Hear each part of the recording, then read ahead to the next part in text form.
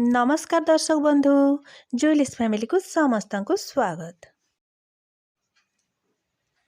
समस्ते अनुमान करी सारिथिबे मु आज बनैबा को जाउची आलू पराठा। तो मु किछि सिझा आलू नेछि। एही आलू गुडी को आमे प्रथमे भल भाबरे चकटी देबा।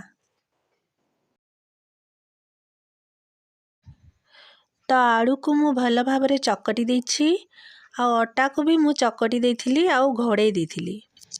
अदा रसुण को छेची देछि। पियाज कंचा लंका और धनिया पत्र को छोट छोट करी काटी देछि।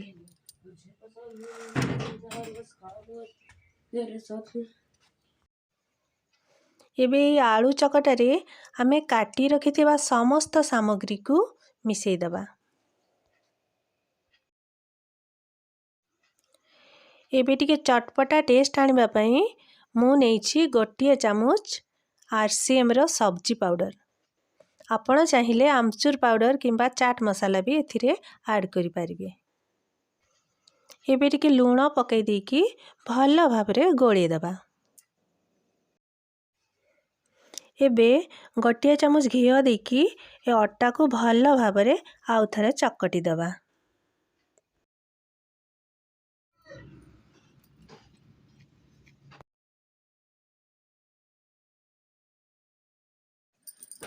एबे आमे एथिरे आलू चकटा को दे दबा। आ आंगुठी सहाय्य रे आमे भल भाबरे दबे दबे की आर मुह को भल भाबरे बंद कर देबा। जेमिति आलू चकटा जेमिति बाहर को बाहरी न जाए। ध्यान देबे।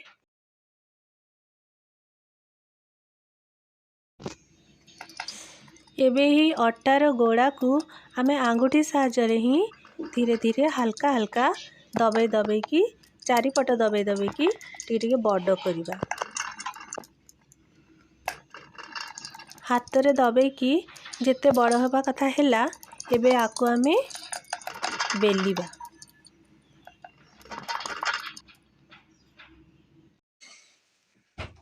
मु केमिति बेलुची टिके ध्यान देबे।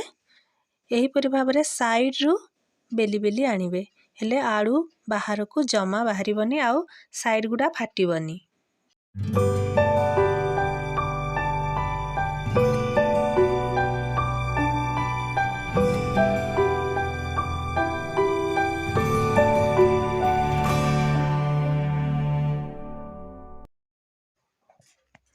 देखंतु तावा गरम हे आसलानी। एबे आमे ए बेली रखिथिबा परोठा को एथिरे पकई देबा।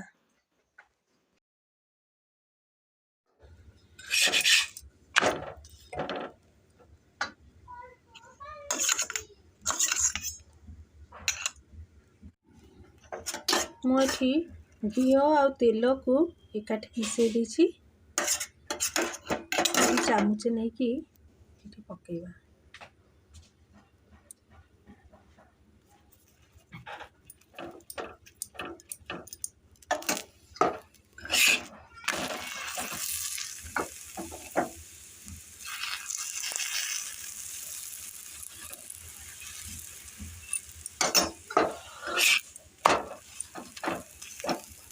आंच को मीडियम रे रखिबे नहले पोड़ी जीवो।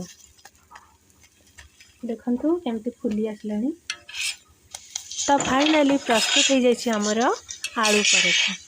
जदि रेसिपीटी आपण मानकु भल लागे थाए ताहेले निहाती भाबरे लाइक शेयर करिवे, कमेंट करिवे आउ सब्सक्राइब करने को जम्मा भूलिबेनी।